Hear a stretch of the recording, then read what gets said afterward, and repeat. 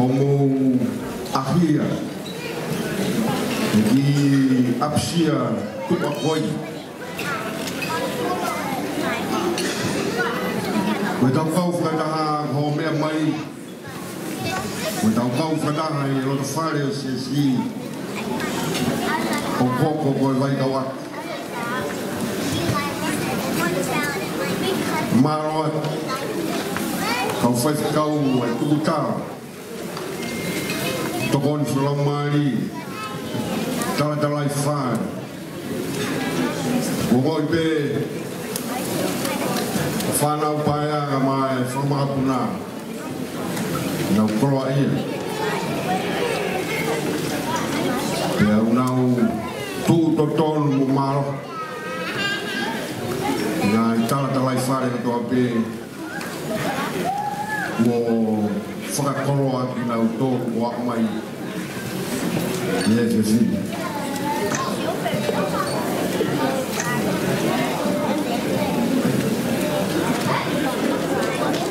Masiva e whamilini. Takau se singa maari e pei. Koe rei taha pei. Fufora. Te pire o e whiwhi. Pau ke ngoi. Kai ke mausia aho amanaki. Kau i kai tuku harere. Kau sio maari e pei. Huruang e mau whiwhia. Hene e kahine ko ere noa ngatai e rupe. Ka mai whaikau mo se kota mo sias. E whoki o whamiri. Mo mea mai. E kau umo umata. Vai kai mi whaingata koini. Whamarora hia. O hou a pipi. Mo mea mai. Mo ahia i aksia toa koini. Gai whamaro ka moe loto hou. Ka mai a pūri. E tupu anga ai. Moe anga koe whanonga mai si kaunanga koini. Whawhita. Hange mega ngāhi whorofora. Ngā sāmi toi whamanat i tau tōru. Me konta whawhiwhi.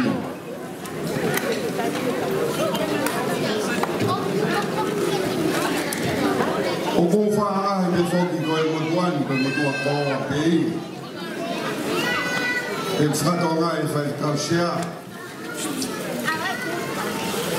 Kau mā whaikau kaloro whihaki, kau whaikau motua whawa whamaro peke u motua. Ameria he auni e whatungia koini e toki pass mai pe. Whatungiani ka kou whiwhia peke tok. Te hange pe urangai manat he motuani. Ai koro tupuanga o te whae.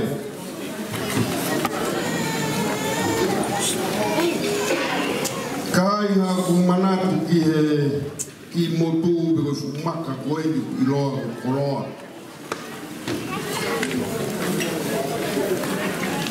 Koe tongo fie noa.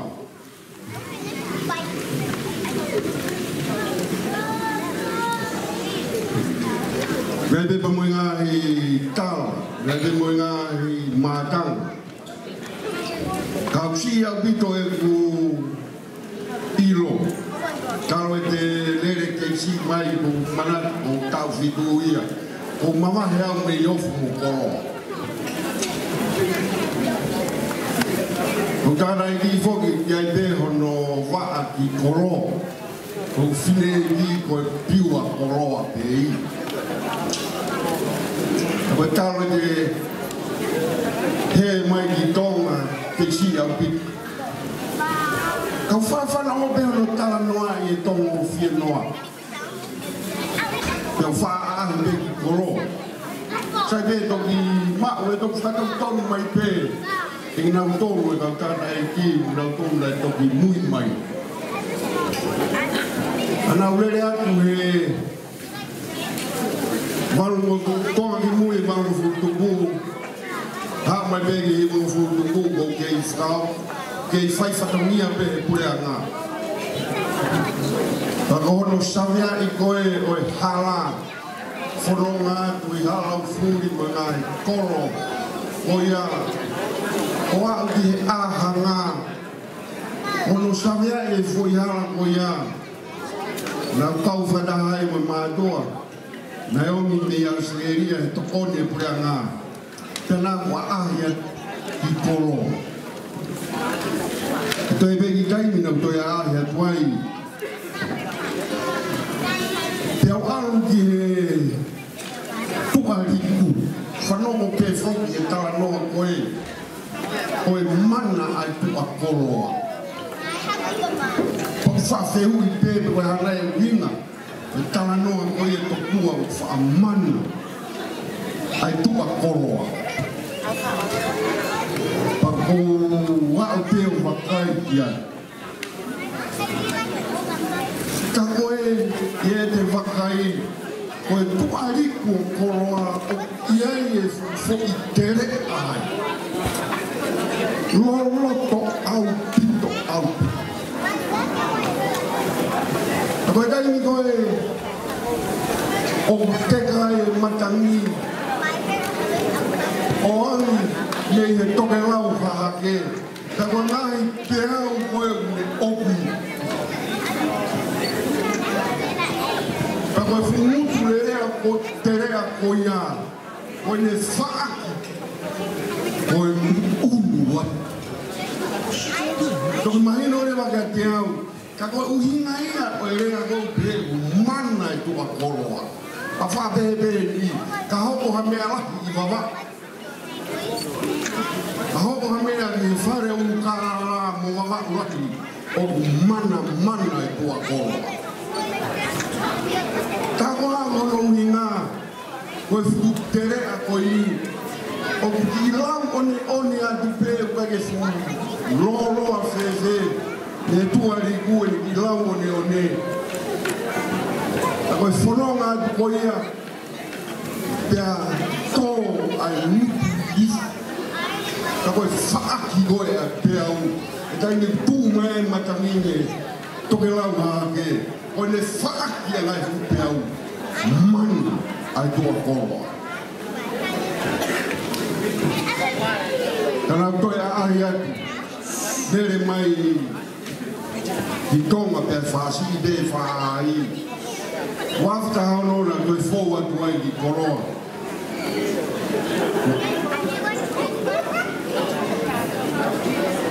Koe aru a. Ko ahi te whae taraka pētaha o kei toi. Koe ni koe whine mātua koroa e ni unau tala mai ki tuku e tānoa ki koroa. Tau tānoa ki ofu. Tupeke kakato e tānoa ki koroa koe pō e nia koroa.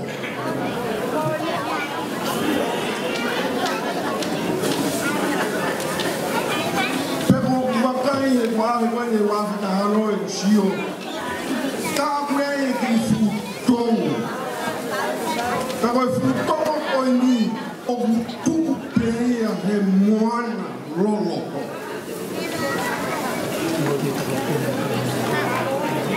O kui kai o whutongo nia ulahi whewhe. Teu sio atu o kei whailau. Koe karu e tū a ki whutongo mei ane whe. Ka ki mau au ke historia. Ka ki mau au ke kakai koe koe. O whai hono tala ai tongo whenua. Ka wawa koe wawhitaha ono e ni whai te kau se. O kei tuku pēki whutongo. Ka nofo whakakau. O kei lau pēki whutongo. O whakafuafua me whukahitahi. que fute na e fa penima ka o a peia ki o pero si o e futongo he loloto fau ene vivi a algo holoaka he moana loloto o que fai laube te imagino o vivi a holoaka o tuku ki Krista o maumo ui nei ai te kei fai laube o kei lanu maka pe hono lau família Kaiong talaka mo filho o vivi que aka I italita neamo ele tai iloa kai o vivi pero fara kau ele mo ui a Ameria o inicia o tão filho mau anoa tupe herilo kai viviri pe hono aka he moana loloto ke kau ki he kristahi pe mi misia ke pe hiki mo ui pe le fai lauto pe le ongo ahono kai iloa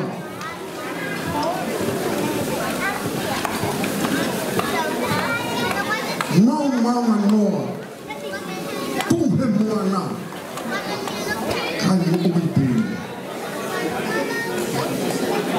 fai e whamawai te amo Ameri ka koe whehu I goe lai fai e kau manatu meri e hanga whe ai maroro a whanua kei taitaha tolua e pe koe lataha I e te whanau kai lama pe e hutou o tau mo puke puke a ki whanau o whakaro tui tana mo uipe pe aonga he whanua aonga he rotu pe aonga he siasi koe na tūlai koe tongu whienoa Henai pehe mo ui ai kaunanga poto toki he mo ui maki wa o hangere Ameria te pōwhanu mai kia hea wharahia maro mo lama mai ako tui te tūroro ai whawa o whakai atu ko ngari whawhie mai ai tapako toki kako whatoru ia o whakawhisi atu te ble, te kurawa ia, ka kon whamaro lahia, te pāsi e mai kā, ia mau I whakaruta, a mai o tua.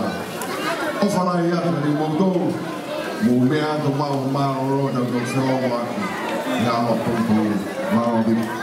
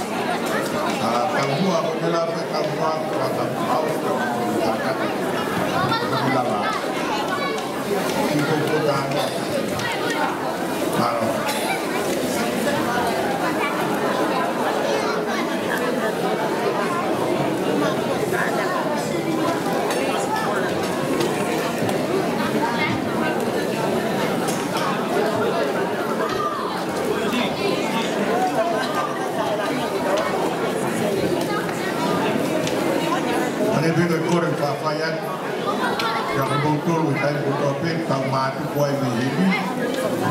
From the morning, or at the Kairapoe, Kanafana, in Boa, Tapusi, before. How did you go to New York? I had a headline, but I'm not. We are